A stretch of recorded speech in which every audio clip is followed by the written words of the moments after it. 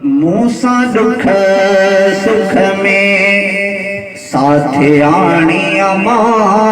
मूसा दुख सुख में साथ आणी अमा। तुझा कदम चुमा शान वारी अमा।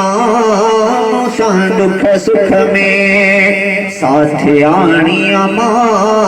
मूसा दुख सुख में कदह मोर चवी शहज़ेर चवी। कद चाह मझा पई चकोर चवी। कदह मोर चवी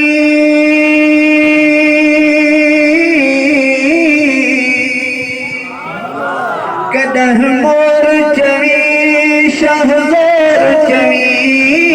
कद चाह मझा पई चकोर चवी। वरी सूह में सब खां ज़ोर चवी। वरी सूह में सब खां ज़ोर चवी। तुझी कहानी लिखां कहानी अमा। मूसा दुख सुख में साथ आणी अमा। मूसा दुख सुख में साथ आणी अमा। तुझा कदम चुमा शान वारी अमा।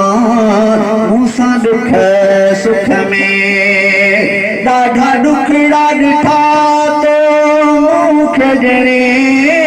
हर मुंहिंजी अदा पई तोखे वणे। तुंहिंजे ॼमण ते अमड़ पई खंडूं विरहाए खीर। भली जाए भला पेरी मुंहिंजा मिठा मोर फ़क़ीर। कॾहिं मिठू कॾहिं मिठल ओ कॾहिं मिठू कॾहिं मिठल तुंहिंजा ॻाए पई नज़ीर।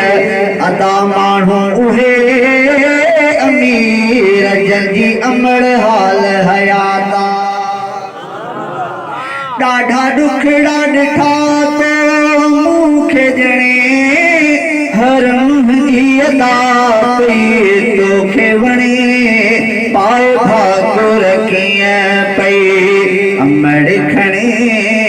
पाए भाकुर कीअं पई अमड़ खणे।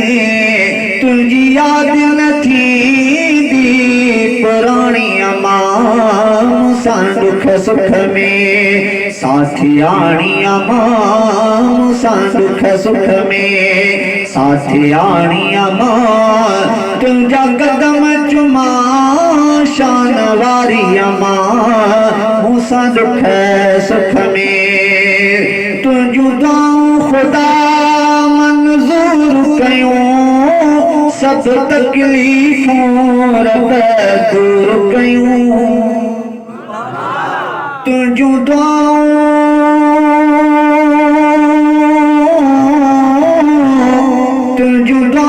ख़ुदा मंज़ूर कयूं। सब तकलीफ़ूं रब दूर कयूं। तुंहिंजूं आयूं अमड़े मशहूर कयूं। तुंहिंजूं आयूं अमड़े मशहूर कयूं। तुंहिंजी दात नाज़ निमाणी अमा।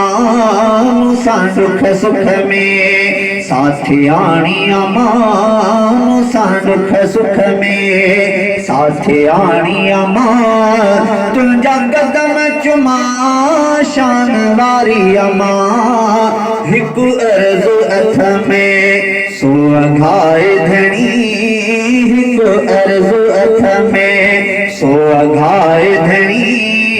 महबूब जे दर ते पुॼाए धणी। हिकु अर्ज़ु अथ में